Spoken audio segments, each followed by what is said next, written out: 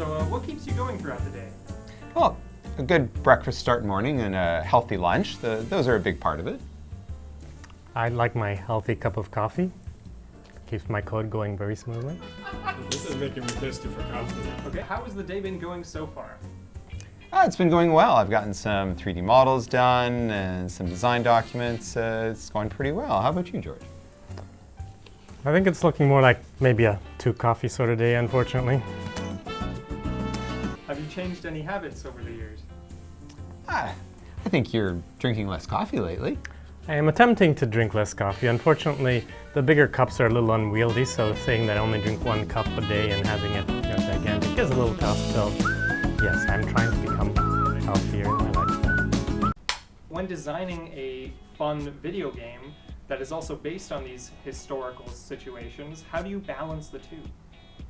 Well, it does definitely pose interesting challenges, and I think that can be seen in our release of SupremeRuler 2020, followed by Global Crisis, is that the initial map for the release of 2020 focused on a realistic world map, and we published that, and some people simply found real life boring.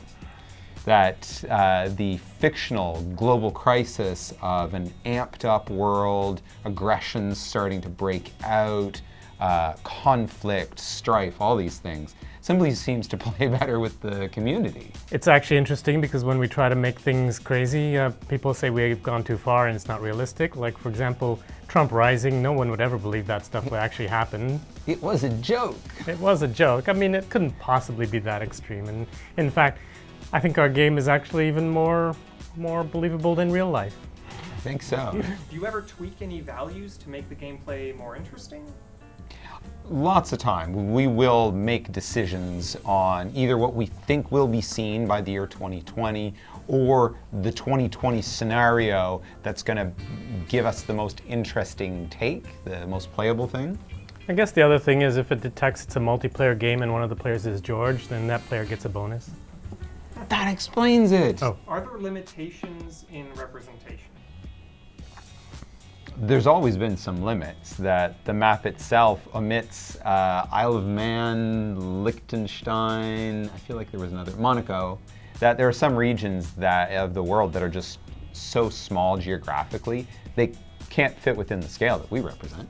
There's always an issue too between the type of data that you get. For example, if you look at World War II, you'll find at a certain time of the war, there were maybe, let's say, 2,000 tanks on a battlefield, but in reality, there was never actually that number of tanks in use.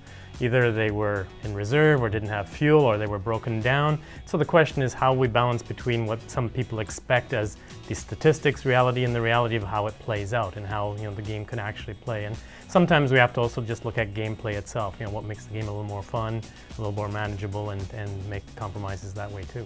And even in some same eras across different regions, World War I, you have lots of good information accessible about Austria-Hungary, Italy, France. The information available on Siam, Portugal, Portugal wouldn't be too bad, but starting to get into Argentina, Peru, Bolivia, regions like that, there's just not the same sort of historical data available to us. Especially with the rise of multiplayer emphasis in games, do you find that it's a little more difficult to kind of balance those two?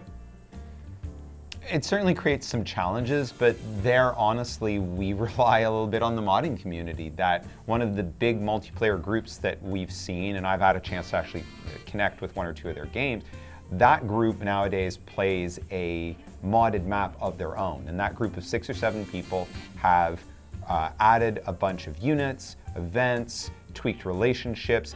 They've modified the world to be the version of the world they want to play in, and they come at it with house rules that I think they have. Warsaw Pact regions are not supposed to declare war on each other, NATO regions not supposed to declare war on each other, that they're setting this, they're staging a story that they want to play through, and everybody agrees to play within those boundaries.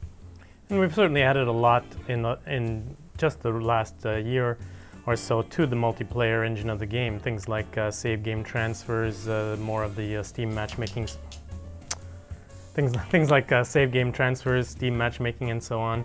And so that's really upped some of the multiplayer play of the game.